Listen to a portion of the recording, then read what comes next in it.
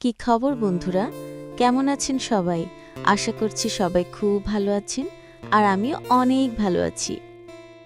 আমি যখন শহরে কলেজে পড়াশোনা করতাম, তখন আমার একজন বান্ধবী ছিল। বান্ধবীর নাম ছিল দীপা, আর ওদের বাড়ি ছিল শহরে। বন্ধুরা, আমার বান্ধবীর এখন বিয়ে হয়ে গেছে, আর আমাদের পড়াশোনাও শেষ।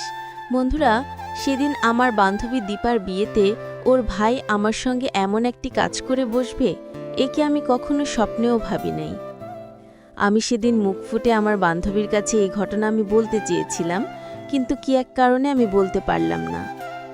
যাই হোক বন্ধুরা, এমন অস্বস্তিকর ঘটনা এর আগে আমার জীবনে কখনো ঘটে নাই। আমি স্কুল থেকে কলেজ পর্যন্ত পড়াশোনা করেছি, কিন্তু জীবনেও এরকম সমস্যার সম্মুখীন আমি হই নাই। আমার বান্ধবী দীপা ছিল আমার একজন বেস্ট ফ্রেন্ড। ও আমাকে কলেজের সব কিছুতে হেল্পও করত, নোটস, তারপর থাকা খাওয়া, আমার টাকা পয়সা শর্ট পড়লে ও আমাকে হেল্প করত। আর আমি ছিলাম বন্ধুরা একজন গ্রামের মেয়ে। আমি শহরে পড়াশোনা করতাম কারণ আমাদের এলাকাতে ভালো তেমন কোনো কলেজ ছিল না। আর তাছাড়া সবাই বলতো আমি নাকি শহরেই কলেজে পড়াশোনা করতাম, এই জন্য আমি শহরেই ঠিক সব কিছু করে নিলাম। সেখানে হোস্টেলে থেকেই পড়াশোনা করেছি, কিন্তু ও আমার বেস্ট ফ্রেন্ড। ও আমাকে বলেছিল ওর বিয়েতে যদি আমি না যাই তাহলে ও বিয়ের পিঁড়িতে বসবে না। আমাদের দুইজনের ভিতরে এত ভালো একটা সম্পর্ক ছিল। যাই হোক বন্ধুরা, আমার নাম হচ্ছে জয়া। আমার মা বাবা খুব ভালোবেসে আদর করেই আমার এই নামটা জয়া রেখেছিল। তো বন্ধুরা, আমার জীবনের এক অনাকাঙ্ক্ষিত ঘটনা, এটাকে আমি একটি দুর্ঘটনাই বলবো। কেননা আমি আমার বান্ধবী দীপার ভাইকে কখনোই চিনতাম না বা ওরকম পছন্দ করতাম না। দুই একবার আমাদের হোস্টেলে এসেছিল ওর বোনকে দেখার জন্য, তখন আমি ওকে দেখেছিলাম, ও আমাকে দেখেছিল, কিন্তু ওইভাবে আসলে আমাদের কোনো সম্পর্ক বা ওকে আমি কেমন ভালোভাবে চিনিও না। যাই হোক, তাহলে একদম শুরু থেকে শুরু করতেছি বন্ধুরা, আর তোমরা ধৈর্য ধরে একেবারে শেষ পর্যন্ত দেখো। আশা করি আজকের ভিডিওটা তোমরা অনেক বেশি বিনোদন পাবে, অনেক মজা পাবে। তাহলে শুরু করি। যাই হোক বন্ধুরা, আমার পরিবার হচ্ছে একটা গ্রামের পরিবার, আর আমি মূলত এই গ্রামেই বেড়ে উঠেছি। এই গ্রামেরই একটা প্রাথমিক বিদ্যালয়ে আমি 10 পাশ করেছি। কিন্তু আমার মা বাবা কৃষক হলেও তারা চাচ্ছিলেন আমি যেন একটু ভালোভাবে পড়াশোনা শেষ করি, এবং আমাকে নিয়ে তাদের অনেক বেশি স্বপ্ন ছিল যে আমি বড় হয়ে একজন ডাক্তার হব। কিন্তু আমাদের গ্রামে ওরকম কোনো কলেজ ছিল না, আর যেটা ছিল সেটা হচ্ছে শহর অঞ্চলে, আর আমি চলে গেলাম সেই শহরে। কিন্তু এই শহরে আমাদের আত্মীয় স্বজন কিংবা পরিচিত তেমন কেউ থাকে না, যার কারণে আমার একটু সমস্যা। কিন্তু আমি কলেজে ভর্তি হলাম। ভর্তি হওয়ার পর সেইখানে আসলে আমার হোস্টেলে থাকা আমি শুরু করলাম। আমি এখন 3 মাস পর একবার বাড়িতে আসতাম বা 6 মাস পর একবার আসতাম। কিন্তু হোস্টেলে থাকাকালীন সময়ে ওই শহরেরই স্থানীয় একটা বাসিন্দা, একটা মেয়ে, তার নাম ছিল দীপা। ও আমাকে বেশ কিছুতে হেল্প করত। তাছাড়া প্রায় সময় ও আর আমার ক্লাস একই জায়গা ছিল, আমরা পাশাপাশি বসতাম, আর সেখান থেকে আমরা একে অন্যের ফ্রেন্ড হয়ে যাই। তারপর ধীরে ধীরে আমাদের সম্পর্ক আরও অনেক গুণ বেড়ে যায়। তারপর আমরা সেই সম্পর্কটাকে বেস্ট ফ্রেন্ড হিসাবে আমরা সম্বোধন করি। তখন বন্ধুরা, ও আসলে কোনো কিছু খাবার খেলে আমাকে দিয়ে খাইতো, আমি কোনো কিছু ভালো মন্দ খেলে ওকে আমি দিয়ে খেতাম। তাছাড়া আমরা কোথাও ঘুরতে গেলে দুজন একসঙ্গে যেতাম। আমাদের পরীক্ষায় হলে বা যত কিছুই হোক না কেন, আমরা একসঙ্গেই থাকতাম। তাছাড়া আমাদের কলেজ প্রায় 5 বছর আমরা একসঙ্গেই পড়াশোনা করেছি। কিন্তু ওর পরিবার থেকে রিসেন্ট একটা বিয়ের আলাপ হচ্ছে, আর সেটা হচ্ছে ওর জন্য বিয়ের পাত্র দেখা হচ্ছে। ও চেয়েছিল আমার মতো ডাক্তার হতে, কিন্তু ও ডাক্তার হবে, কিন্তু সেটা হচ্ছে বিয়ের পর। আসলে ওর স্বামী হচ্ছে একজন প্রবাসী, তো ওনারা যেহেতু ছুটির জন্য এসেছে আবার চলে যাবে, তো তারা চাচ্ছে পারিবারিকভাবে তাদের বিয়ের কাজটা সেরে নিতে। এবং বিয়ের কাজটা সেরে নেওয়ার পর দীপা আবার স্বাভাবিকভাবে সে তার জীবনযাপন যেভাবে চলতেছিল, পড়ালেখা, স্বামীর বাড়ি থেকেও সে করতে পারবে। কিন্তু এইদিকে আমার মা বাবা আমার বিয়েটি তারা এখন দিবেন না, আমি ডাক্তার হব তারপর। যাই হোক, আমি ডাক্তারের খুব কাছাকাছি পর্যায়ে চলে গেলাম। হঠাৎ করে আমার বান্ধবী দীপা তার বিয়ের একটা ইনভিটেশন কার্ড আমাকে দিল, এবং ও আমার কো হোস্টেলে আসলো এবং আমাকে বলল, শোন বান্ধবী, তুই যদি আমার বিয়েতে না যাস তাহলে আমি বিয়ে করব না, কারণ তুই হলি আমার কলেজ লাইফের সবচেয়ে সেরা মুহূর্তগুলো আমি কাটিয়েছি তোর সঙ্গে। শোন, তোকে ছাড়া আমি আমার জীবনের কোনো কিছুই ভাবতে পারি না। ঠিক আছে, তাছাড়া আমরা একসঙ্গে ডাক্তার হব, এই তো আমাদের পড়াশোনা শেষ। অলরেডি আমরা কিন্তু মেডিকেল স্টুডেন্টও পড়া শুরু করে দিয়েছি। তো আমরা তখন কলেজের পড়াশোনা শেষ করে আমি বাড়ি চলে যাই, আর কিছুদিন পর আমি চাকরির জন্যে ভাইবা দিতে আবার শহরে যাব। এরই মধ্যে আমার বান্ধবী দীপা আমাদের গ্রামের বাড়িতে আসলো। আমার মা বাবার কাছে থেকেও আমাকে নিতে আসলো এবং আমার মা বাবাকে বলল আমি যেন ওর বিয়েতে যাই, না গেলে আমার মা বাবার অনেক বেশি খবর আছে। তো যাই হোক, আমার মা আব্বু তারা আমাকে পারমিশন দিল, যেহেতু আমরা একসঙ্গে পড়াশোনা করেছি। তাছাড়া আমার বাবা মা দীপাকে অনেক ভালো মেয়ে বলে জানে এবং আমাকে ওর বিয়ের সমস্ত দায়িত্ব ও নিজেই আমাকে দিল এবং শহরে যাওয়ার জন্য আমাকে আসলে পারমিশন দিয়ে দিল। তারপর আমি গেলাম ওর সঙ্গে। সেদিন রাতেই চলে গেলাম শহরে। যাওয়ার পর ওর ভাই ছিল মূলত সাগর ওর নাম। ওর ভাই মূলত ওর বিয়ের সমস্ত গার্জিয়ান, কারণ ওর বাবা নেই। ওর ভাই বিয়ের সমস্ত দায়িত্ব সব কিছু সামলাচ্ছে, আর পাশাপাশি ও আমাকে ছোটোখাটো একটা দায়িত্ব দিয়েছে যেন আমি সব কিছু সামলাতে পারি। তো যাই হোক, ওর বান্ধবী হিসাবে তো আমি এইটুকু তো করতেই পারি, তাছাড়া এটা খুব একটা বেশি বড় একটা কাজ না। আমিও সেই দায়িত্ব মোতাবেক চলা শুরু করে দিলাম।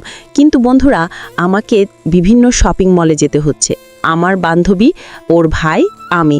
আমার বান্ধবী দীপার জন্য শাড়ি দেখা, গহনা দেখা, জুতো পছন্দ করা এবং ও কি ড্রেস পরবে গায়ে হলুদে এবং সব কিছু, জুয়েলারি থেকে শুরু করে একটা বিয়ের কিন্তু অনেক জায়গায় কিন্তু যেতে হয় এবং আমি কিন্তু সেই সমস্ত সব কিছুর দায়িত্ব কিন্তু ওর ভাইয়ের সঙ্গে পালন করতেছি। একদিন আমরা একটা শহরে শপিং মলে গিয়েছিলাম। সেদিন আমার বান্ধবী দীপা আমাদের সাথে ছিল না। ওর ভাই আর আমি একটা বাইকে করে গিয়েছিলাম। আসার সময় খুব বেশি রাত হয়ে গিয়েছিল। তখন হঠাৎ করে বৃষ্টি চলে আসে। তখন সাগর আমাকে বলল, আপু, যদি তুমি কোনো কিছু মনে না করো চলো, যেহেতু বৃষ্টি এসেছে আর এই অবস্থায় বাইক নিয়ে তো যাওয়া একদমই পসিবল না। আমরা ওইখানে একটা রেস্টুরেন্ট আছে, চলো আমরা ওই রেস্টুরেন্টে আগে খাবার খেয়ে আসি, একটা কফি খাই, তাহলে বৃষ্টির সময় ভালো লাগবে।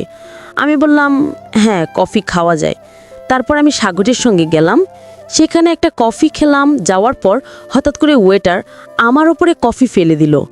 আমি বুঝলাম না আচমকা কেন এমনটা হলো। আমি তাড়াতাড়ি ওয়াশরুমে গেলাম। যাওয়ার পর সেখানে সাগর আমার পিছনে আসলো, এসে বলল, আরে আপু, তোমার জামাটা তো একদম বট গেছে। এই কথা বলে সাগর আমাকে যে মুখ দিয়ে আমার জামাটা একটু পরিষ্কার করে দিবে, ও মুখের পানি পুরো ঢেলে দিল, দিয়ে বলতেছে, আয় হায় আপু, তোমার সঙ্গে আজকে কেন এমন হচ্ছে। এই কথা বলে ও আমাকে একটা চেঞ্জিং রুমে নিয়ে গেল। ওদের হোটেলে একটা পার্সোনাল রুম আছে যেটাতে কাপড় চোপড় ড্রেস চেঞ্জ করা যায়, যেহেতু এটা একটা শপিং মল আর এই মলের ভিতরে মূলত একটা কফি হাউস, একটা রেস্টুরেন্ট। তারপর আমি সেখানে কাপড় চেঞ্জ করতেছিলাম। নতুন একটা কাপড় আমি কিনেছিলাম, সেই কাপড়টা এখন আমি পরতেছিলাম। আর অমন সময় বন্ধুরা, আসলে আমার বান্ধবী দীপার ভাই সাগর, ও আমাকে পিছন থেকে এসে জড়িয়ে ধরে, আমার গালে, চোখে, মুখে বেশ কয়েকটা চুমু দিয়ে দিল। আমি বললাম, আরে সাগর, তুমি এটা কি করতেছো? ও তখন আমাকে বলল, আপু, আমি তো তেমন কিছু করতেছি না, তোমাকে একটু ভালোবাসা দিচ্ছি। আপু, তুমি জানো আজকে তোমাকে বেশ সুন্দরী লাগতেছে। আমি বললাম, তুমি না আমাকে আপু ডাকো, তাহলে এটা তুমি কি করলে? সে আমাকে তখন বলল, আরে তোমার ছোট ভাই হিসেবে কি তোমাকে একটা কিস করতে পারি না আমি? এটুকু অধিকার কেন নেই? আমি তখন আর কোনো কিছু মনে করলাম না, যেহেতু ও ছোট ভাই বলেছে। তখন আমি যখন কাপড় চেঞ্জ করতেছিলাম, আমি খেয়াল করলাম ও পিছন থেকে সব কিছুই লক্ষ্য করতেছে। আমি একটু বিষয়টা ফলো আপ করলাম। তারপর আমি কাপড়টা চেঞ্জ করে আসার পর দেখলাম বৃষ্টি অনেকটাই কমে গেছে। তখন আমি ওকে বললাম, চলো আমরা এখানে বসে না থেকে এখন যে অবস্থায় আছে সেই অবস্থায় যাওয়া যাবে। তারপর ওর বাইকের পিছনে উঠে আমি চলে আসলাম। ও বাইক চালানো অবস্থায় যখন মাঝে মধ্যে আইল্যান্ড আসতো, ও তখন একটু হার্ড করে ব্রেকটা দিত আর আমার বুকটা ওর পিঠের উপরে গিয়ে দাপ করে লাগতো। আমি বুঝতাম ওই বিষয়টা ইচ্ছে করেই করতেছে। যাই হোক, আমি আর কোনো কিছু বললাম না। তারপর বন্ধুরা আমি চলে গেলাম। এইভাবে বাড়ির সবাই যখন গায়ে হলুদ নিয়ে ব্যস্ত, ঠিক ওই সময় আসলে কোনো জায়গা সেদিন সাগরকে দেখতেছি না। ভিডিওগ্রাফার, ফটোগ্রাফার সবাই এসে বসে আছে। তখন দীপা আমাকে বলতেছে, এই আমার ছোট ভাই সাগরকে দেখছিস? ওকে তো কোথাও দেখতেছি না। আমি তখন বললাম, আরে ও আসবে, তুই অনুষ্ঠান কর, মেহমান বরাবরই। আমি ছাদের ওপর গিয়ে দেখলাম ও সেখানে একা একা বসে আছে। আমি এখন তোকে সাগরকে বললাম, টি সাগর, তোমার বড় আপুর আজ বাদে কাল বিয়ে হয়ে যাবে বলে তোমার মন খারাপ হচ্ছে? টেনশন করো না, তোমার বড় আপু ওই বাড়িতে গিয়ে শুধুমাত্র 3 মাস সংসার করবে। আমি আমার বান্ধবীর ভাই সাগরকে তখন বোঝাচ্ছিলাম, দেখো আসলে বোনের বিয়ে সত্যি অনেক কষ্টদায়ক, তোমার বোন আবার ফিরে আসবে সে তো আবার একেবারে চলে যাচ্ছে না। তাছাড়া সে কয়দিন পর ডাক্তারি পড়াশোনা করবে, এ নিয়ে তুমি মন খারাপ করো না। আমি এই কথা বলাতেই আমি দেখলাম আমার বান্ধবী দীপার ছোট ভাই সাগর এই কথা বলার শুরুতে সে আমাকে বুকে চেপে জড়িয়ে ধরল। আমি হয়তো ভেবেছিলাম যে সে আমাকে সেদিন আসলে একটু আবেগপ্রবণতা হয়ে সে আমাকে বুকে জড়িয়ে ধরেছিল। আমি তখন সেই মুহূর্তটা সেটাই চিন্তা করতেছিলাম যে হয়তো সে আবেগ হয়ে আছে, তার বোন বিয়ে হয়ে যাচ্ছে, তার বোন এই বাড়ি ছেড়ে চলে যাচ্ছে, আজকে রাতে তার গায়ে হলুদ, কালকে তার বিয়ে, হয়তো তার মনে একটু কিছুটা কষ্ট জমেছে, এই কষ্ট ভোলার জন্য হয়তো সে আমাকে এইভাবে জড়িয়ে ধরেছে। আচ্ছা, আমিও তাকে সান্ত্বনা দিচ্ছিলাম। কিছুক্ষণ পর সে জড়িয়ে ধরা ছেড়েই আমাকে আবারও বেশ চুমু দেওয়া শুরু করে দিয়েছে। এই কথা আমি হঠাৎ করেই সাগরকে বললাম, তুমি এটা কি করতেছ? তুমি না আমাকে আপু বলে ডাকো, আমি না তোমার বোনের মতো, তাহলে তুমি এটা কি শুরু করে দিয়েছ? কিন্তু সাগর তখন আমার কোনো কথাই শুনল না। সে ওই রাতে আমার সঙ্গে এমন একটি ঘটনা ঘটাবে যেটা আমি কখনো কল্পনা করতে পারি নাই, বা আমি বাস্তবে এর আগে কখনো এরকম একটা বিষয় আমি আসলে নোটিস করতে পারি নাই। তখন সবাই আসলে গায়ে হলুদ নিয়ে ব্যস্ত, সময় পার করতেছিল, সবার চোখে মুখে ছিল আনন্দ, বিয়ে বাড়ি, সবাই চারিদিকে হয়ে ইচ্ছি আনন্দ উল্লাস ফুর্তি, চারিদিকে শুধু এটাই। আর তখন রাত ছিল প্রায় গভীর রাত, 12টা প্রায় 1টার উপরেও বেজে যাচ্ছে, কিন্তু আমি আর সাগর আমরা দুজনে ছিলাম বাসার ছাদের ওপর। সাধারণত সিডিতে গেট, যেটা দরজা করিডোর, এটা লাগানো ছিল, যেই কারণে আমাদেরকে যে বিরক্ত করবে বা ওইভাবে কেউ একজন ডিস্টার্ব করবে এরকম আসলে কেউ ছিল না।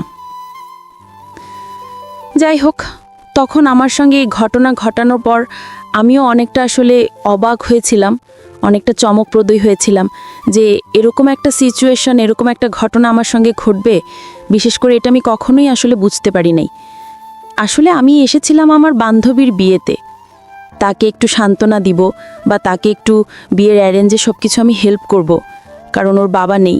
কিন্তু আমার সঙ্গে এমন একটি ঘটনা ঘটে যাবে যেটা আমি কখনোই মনটাকে আসলে কি বলবো আপনাদের মেনে নিতে পারি নাই। এরপর সে ওই রাতে প্রায় 2 ঘন্টা আমার সঙ্গে ছাদে জোরপূর্বক এরকম একটা কাজ করলো। আমার কাছে একবার মনে হচ্ছিল আমি আমার বান্ধবী দীপার কাছে ওর ভাইয়ের সব কিছু বলে দিব।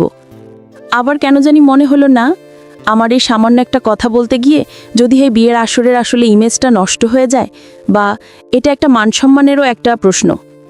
না, যা হয়েছে তা আমার ভিতরে থাক, হয়তো বান্ধবীকে কোনো একদিন আমি বলবো না, কিন্তু এখন বললে হয়তো বিয়ের আনন্দটা সবার মাটি হয়ে যাবে। আমি আসলে ঠিক বুঝলাম না যে আমার বান্ধবীর ভাই, ওর বোনের বিয়ে হচ্ছে, যেই জায়গায় ও একটু দায়িত্ব নিয়ে সব কাজ করতেছে, সেই জায়গায় ও আমাকে কেন এমন কাজ করলো। পরের দিন আমার বান্ধবীর বিয়ে হয়ে গেল। সবাই বিয়েতে প্রচুর মজা করেছে, অনেক আনন্দ করেছে, আমিও বেশ আনন্দ করেছি, এনজয় করেছি। আমার বান্ধবী যখন স্বামীর ঘরে তার গাড়ি করে এসে চলে গেল, তখন আসলে সবে অনেক বেশি কষ্ট হচ্ছিল, আমারও খুব বেশি কষ্ট হচ্ছিল। যাক, আমার বান্ধবী চলে যাওয়ার ঠিক 2 ঘন্টা পর আমি সাগরকে বাসায় পেলাম স্পোক কাজ করতেছে। তখন সাগরকে আমি বললাম, সাগর, তোমার সঙ্গে আমার কথা আছে, এখনই ছাদে আসো। সাগর বলল, আপু আমি আসতেছি, আমাকে 5টা মিনিট সময় দাও। আমি গেলাম। যাওয়ার পর আমি সাগরকে জিজ্ঞাসা করলাম, সাগর, আমি তোমাকে খুব বুদ্ধিমান একটা ছেলে আমি তোমাকে ভাবতাম, মনে করতাম, কিন্তু সেদিন রাতে তোমার এই সমস্ত কাজকর্ম দেখে সত্যি তোমাকে আমার কিছু বলার নাই। তোমার বড় বোনের বিয়ে হচ্ছে, কোথায় তুমি সব দায়িত্ব নিবে?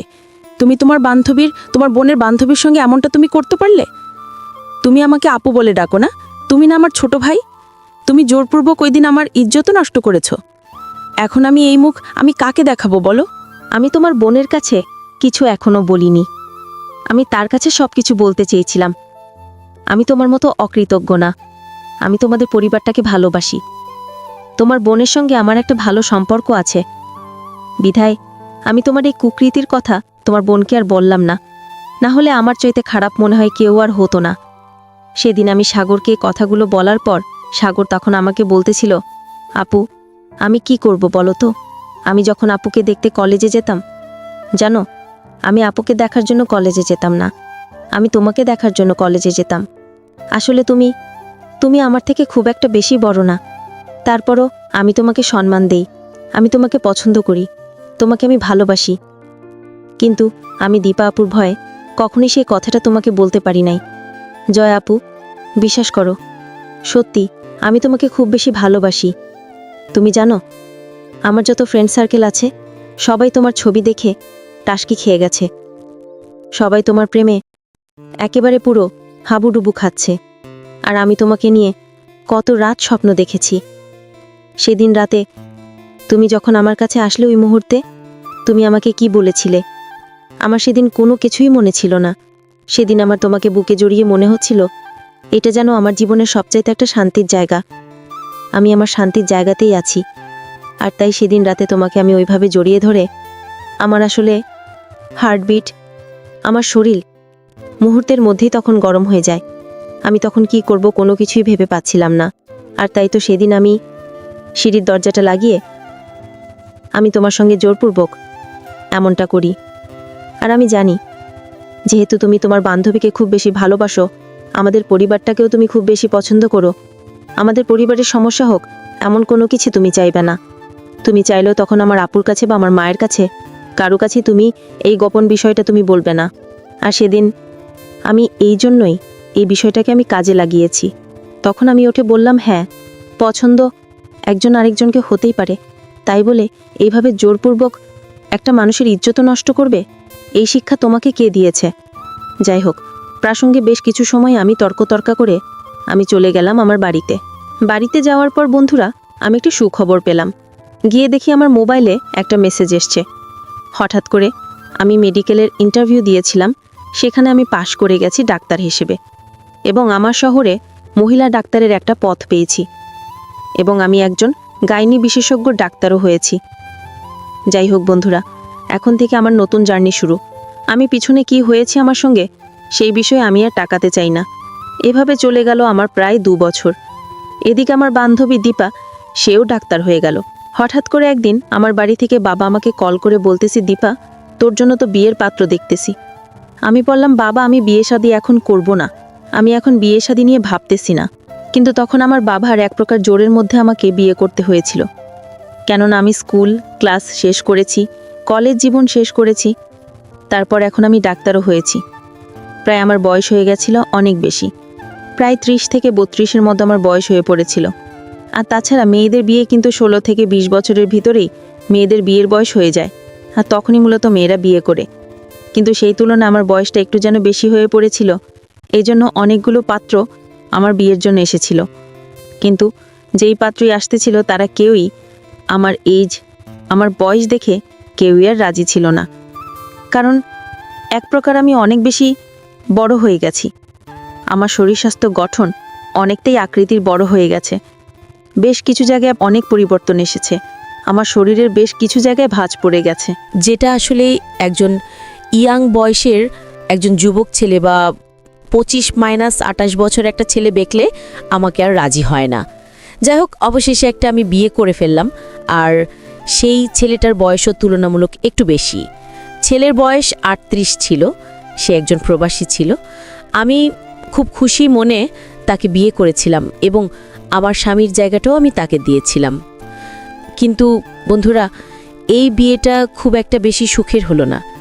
বিয়ের কিছুদিন পর আমি বুঝতে পারলাম যে আমার স্বামীর একটু সমস্যা আছে। সে অল্পতেই ক্লান্ত হয়ে পড়ে এবং অল্পতেই তার হয়ে যায়। সে যেন তার স্ত্রীকে পরিপূর্ণ সুখ দিতে পারে না। তারপর আমি নিজেও একজন ডাক্তার, আমি লজ্জা শরম সব কিছু ভেঙে আমি আমার স্বামীকে একদিন জিজ্ঞাসা করলাম, আপনার কি কোনো সমস্যা নাকি আপনি কোনো অস্বস্তি ফিল করতেছেন? তখন আমার স্বামী আমার কাছে বিষয়টা একটু এড়িয়ে গেল, সে কোনো কিছু বলতে চাইল না। তখন আমি বললাম, দেখেন, এইভাবে একটা নারী চলতে পারে না। তখন সে আমাকে বলতেছিল তার সত্যি অসুবিধা, তার সত্যি সমস্যা। তখন আমি বুঝতাম আসলে এই বয়সটাতে আসলে মেয়েদের আউলি বিয়ে করাটাই সবচেয়ে বেটার। আমার বান্ধবী দীপা, সে বিয়ে করেছিল আমার প্রায় অনেক আগে, ডাক্তার হওয়ার আগে সে বিয়ে করেছে।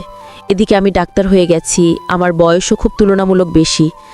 আমার বান্ধবী দীপার এক ছেলে এবং এক মেয়ে, তারা পড়াশোনা করে। এদিকে আমার যেন এখনও কোনো কিছুই নেই। তাছাড়া আমার স্বামীও যেন একটু দুর্বল টাইপের। আমি ভবিষ্যতে বাচ্চার বাবা হতে পারবো কি না একে নিয়েও দেখা গেছে দ্বিধা। আমি আমার স্বামীকে নিয়ে ডাক্তারের কাছে গেলাম এবং তার বেশ কিছু সমস্যা ছিল। আমি কখনোই বাচ্চার মা হতে পারবো না। এই খবরটা শুনে আমার মনের ভিতর আচমকা একটা টেনশন কাজ করা শুরু করলো।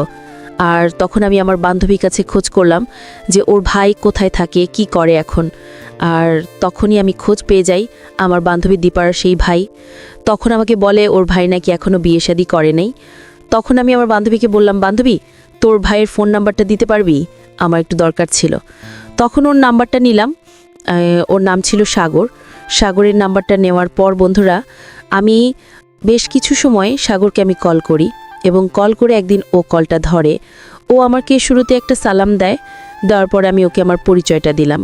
আর বন্ধুরা, এই গল্পটা যদি আপনাদের ভালো লেগে থাকে তাহলে অবশ্যই চ্যানেলটিকে সাবস্ক্রাইব করতে ভুলবেন না, আর ভিডিওতে অবশ্যই একটা লাইক করে দিবেন।